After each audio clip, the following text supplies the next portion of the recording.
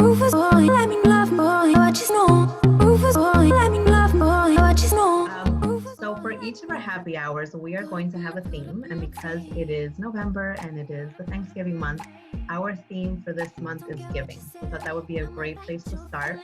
And when we think about giving, there's no woman in our lives that comes to mind more than our very good friend, Rita. Hey, Rita.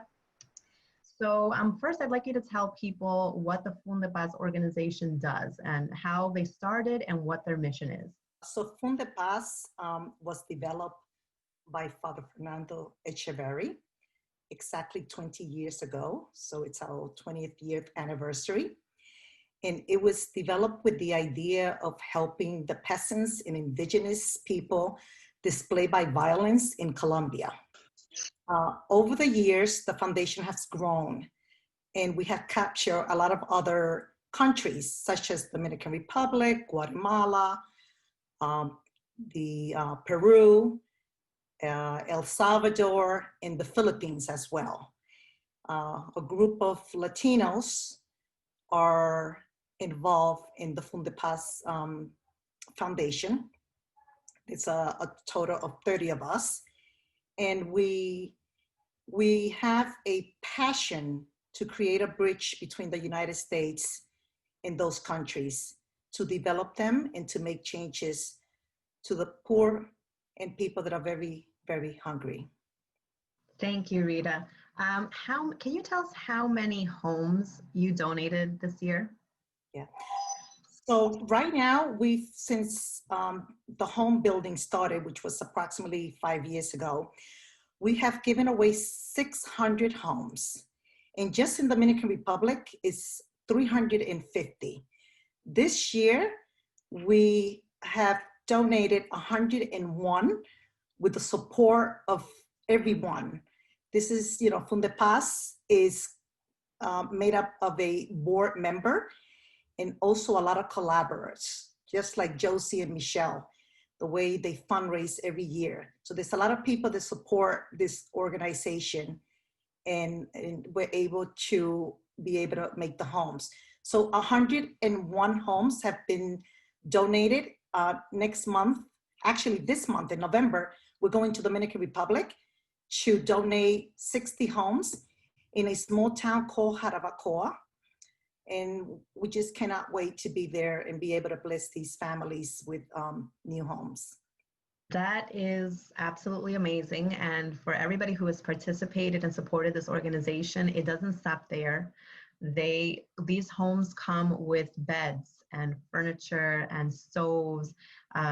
If there are children in the home, Rita, and I'm sure you're going to share that story later, they make sure that toys are also donated. If there's somebody that has a special medical need, they also do everything they can to get help so that people can get everything they need.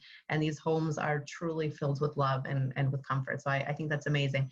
One other thing that came up, Rita, when we were talking is you mentioned to me that, yes, you're giving to these families, but you're not just giving to them and walking away. You're also giving them a message so that they know how to help themselves. Can you tell us a little bit more about that message that you give them?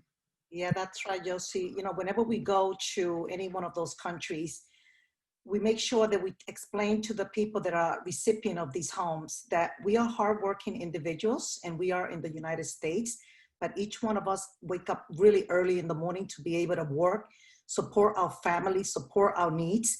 And we take a little bit and put it on the side so that we can take care of them as well. But they should not just be dependent on us providing to them. They should be able to help each other. They should be able to find ways of how to, help their communities, even if it's cleaning the street or, picking up trash somewhere. It doesn't matter. It doesn't matter what you do, as long as you do it with dignity. And not just sit and wait for other people and other countries to bring goodies to you. Yes, I think that is so important. You're giving them hope and inspiration. You're showing them what is possible for their future. And then you're telling them, all right, now you can go off and you can fly and you can do amazing things in the world as well. I absolutely love that.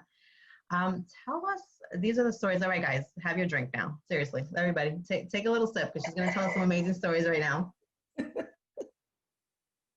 Tell us about the first time that you actually participated, and you shared two stories in particular that really stayed with you, was very memorable for you, and really kind of highlights the mission. And it was really special for me to hear it. So we would love to hear about that. Yeah, the first time I went to the Dominican Republic, it was in a town about 4 hours away from the city, called San Juan de la Maguana, El Cercado. Extremely, extremely poor families. I've never seen poverty like this in my life. And it was a shocking experience to me because I was not expecting such poverty.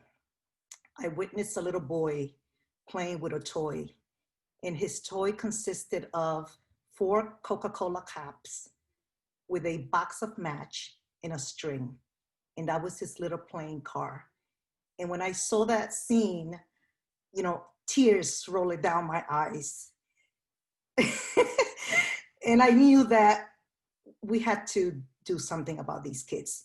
So every year Fundepaz is committed to collecting toys in Christmas time and distributing those toys to all these kids in these countries. And not necessarily around Christmas time. Any time of the year is Christmas for them once they receive these toys. You know, I remember a little girl in Guatemala last year. Actually, she was in the video. It kind of brought tears. We gave her a little doll, and that little doll, she hanged it on the wall as a picture frame. And she didn't want to play with the doll because she was just treasuring that doll so much. So those are life-changing experiences that you really need to live it so that you could feel, you know, what it is that we feel when we do go to these countries and we give. Anyone can talk about as much as you want, but as you need to really live that experience. Yes, that was so touching. And speaking of Guatemala, you also shared the story of another mother who you not only helped her at home, and I think with her sick husband, if I remember correctly, but you also helped her establish a business. And I would love for you to share that story because we are here mostly women in business, and I think it's amazing how you got her started. Yeah, so this family in Guatemala consisted of a mom and a dad and 6 children. And the father was terminally ill with cancer.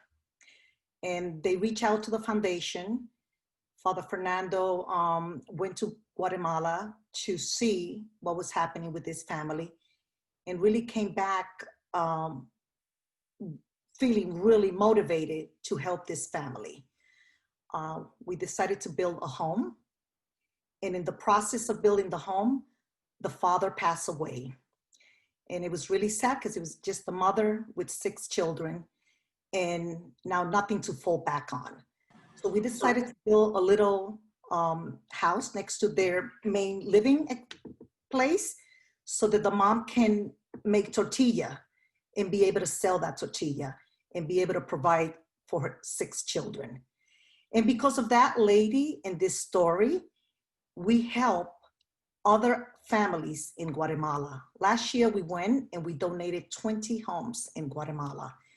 And thanks to that family, because if this story would not have come to us, we probably would not be in Guatemala helping out. So yes, a very sad story, but rewarding in the sense that the family, we know that even though the father passed away, the mom has her own business and she's able to sell the tortilla and provide food for her children. That's amazing. And it's a chain that keeps on giving because she is also an amazing mother who is also showing this to her children, how you survive, you thrive in hardship. So I think that's just wonderful. Thank you for sharing that. Now, here we have many people who are involved in events in different areas, some of whom may also be involved in fundraising. So I would love for you now to take a moment to share some of the things that you do to be successful in fundraising and including what you do at your events. So first of all, Fundepaz is an organization that is very transparent. And that's the key point to having any type of organization. You need to be transparent with what you do, how you do it, and what you receive. So our foundation, we have consistent meetings, and quarterly we give reports on what we brought in terms of monetary donations and how we're spending them. So that's number one, to have a successful organization, is being transparent. How do we raise money? We do a car raffle every year. Normally we do it around March, but this year because of COVID, that was not possible. So right now we're in the process of selling tickets, and the car is going to be raffled November 21st with New York State Lottery, win 4 in the evening time at 7 p.m. And a lot of people, they know our foundation and they do buy these tickets, and they help our foundation. They help us build those homes. They help us put the bed and the bunk beds in the stove, in the little 4-table dining table for each family. That, like Michelle mentioned before, that's exactly what we do. We just don't give an empty home, but we provide those items as well. You know, in addition to the fundraiser, we do a party at Chris Hollow Country Club every year. It's a very fancy gala. You know, we charge an amount, $150, but you're able to enjoy a beautiful evening at a beautiful, you know, entertaining facility. And you're helping a family as well. So normally that event, it's 12 to 1,400 people that attend. And it's really rewarding, because in that event, we give people the opportunity that if they want to donate a home, and a home happens to be, you know, we're talking about homes, and people probably envision what we have in the United States, you know, homes over 300,000 and above. Well, in order to change the life of these families, the house costs $8,000, and it consists of 3 bedrooms, a bathroom, a living room, a small kitchen. So $8,000, it's really not a lot of money for people that are entrepreneurs, that have restaurants and supermarkets. And our foundation has a lot of support with those type of entrepreneurs. And they come to this gala and they donate homes. And basically we come out of there with, you know, 40 to 50 homes donated at that event, which is a true blessing. Yes, and Josie and I love going to those events every year. We love to see how the transparency that you share. I think that's very important for anybody who is involved in something like this. People want to know who is doing what are your goals, what have you accomplished. You do a very good job of showing that in videos. I think that it's great that you also sort of honor the people who have helped, and it's very inspiring. And at the end of the day, if you're involved in a mission like this, what you really want is more support, and you want to just inspire people to also give. And, you know, and it doesn't necessarily mean that it's going to be Fundepaz, but it just motivates you to make the world a little bit better. And I think that is just so important. And I'm so glad that you brought us into this. I also want Rita to say this story about this little boy and how he felt that he needed to help, and what he did to do his own fundraising. Yes, so in our foundation, like I mentioned, we have it's a board member and we have the foundation members, but we have a lot of collaborators. And this little boy, he at 9 years old, he came to us and he said, I want to help. I want to donate a home. And we were like, well, how are you going to do that? And he says, my communion is coming up and I'm going to have a celebration.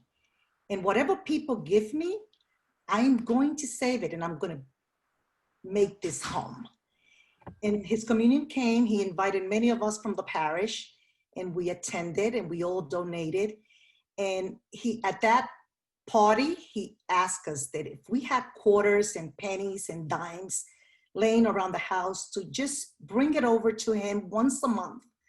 So that it helps him reach, at that point, the homes were $7,000, to reach $7,000. And in less than 1 year, he made a dream and his dream came possible. And he went to Dominican Republic with us, and he donated his first home. And he's donated several homes after that.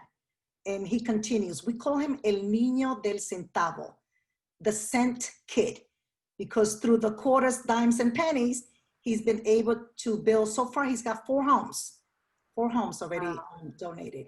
Yes, the bee is, he's a blessing to us. Right now, when Michelle and I got invited to participate in this event, at that time, we, without no doubt, we were like, yeah, what can we do? And I remember us starting donating flowers.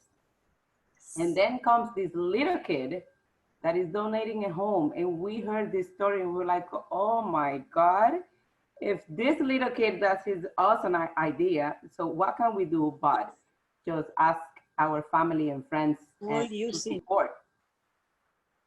And that's what happened. That's why everybody's here today. It's really inspiring.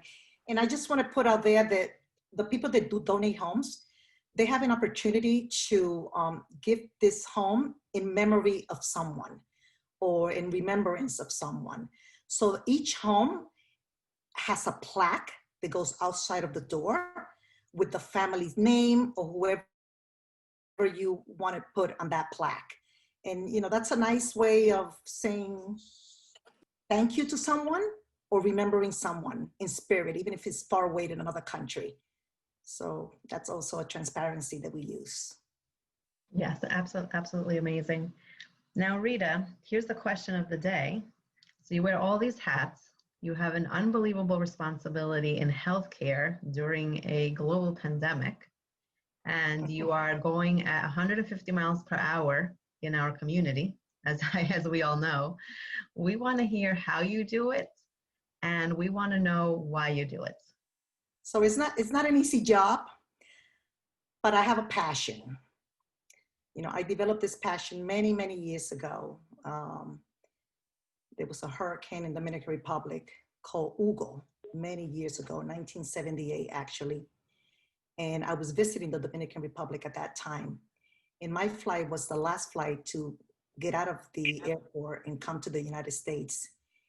And when I arrived to the United States, the news was that the Dominican Republic was completely destroyed.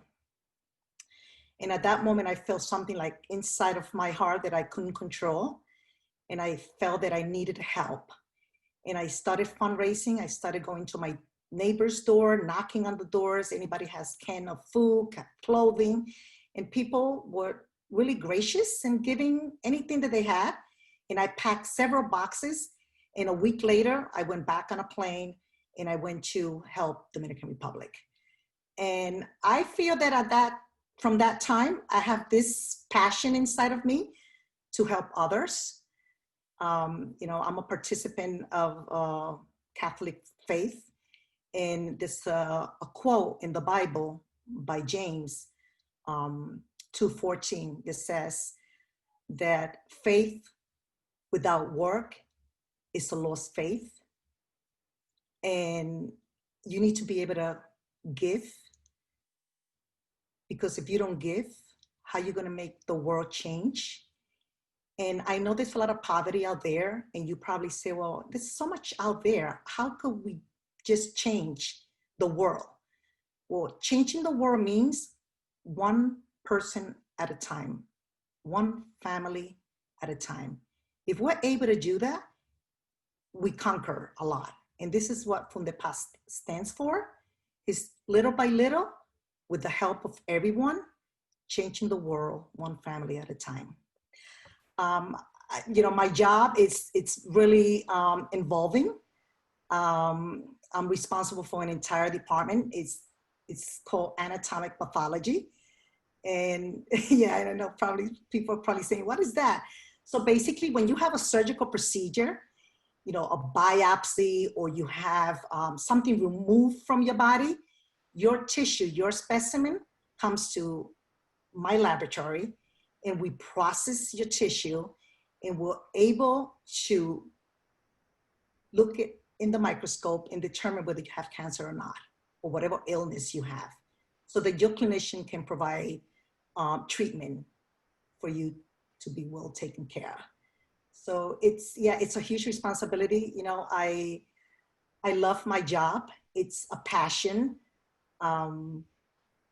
It's just part of me as well. You know, that's something that I acquired many years ago as well, helping people with their health as well. I'm a community member. You know, I belong to Emmaus, and people that may not know what Emmaus is about, it's from a scripture from the Bible. When Jesus died and was resurrected, he was walking to Jerusalem, and he approached these two men, and they didn't recognize him until they got to the village, and they invited him in the house, and they invited him for dinner, and he accepted. And at that point, he lifted the bread, he broke it, and then they recognized that was Jesus, and he disappeared.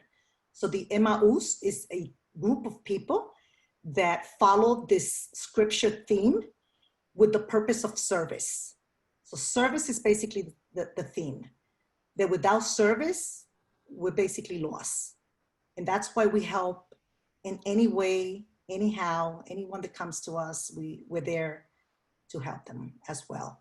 Part of the Diocese of Rockville Center as Master of Ceremony for Latin women, every year we provide a one-day seminar for approximately 400 to 500 females, and we give them education, medical education, and spiritual guidance, and topics of interest, you know, how to manage my child that has a drug addiction or an alcohol addiction, you know, how do I deal with depression? So it's a beautiful day. We only charge $20 and provide breakfast and lunch. It's a beautiful day, and I really have a lot of fun, you know, being able to provide medical advice to all these women that really, they don't speak the language, and they just have a hard time knowing where to go to get this type of help. So, you know, how do I manage my family? You know, I have grandchildren, and I have 3 kids. None of my kids live at home any longer. I have an extensive family, you know, with sister-in-laws and brothers-in-laws. And it's not about quantity, but it's about quality, right? I love my family dear. We're not together all the time, but when we do get together, it's quality time. And I love it. I wouldn't give it for anything in the world. And, you know, that's how we balance. We balance the quality piece of it.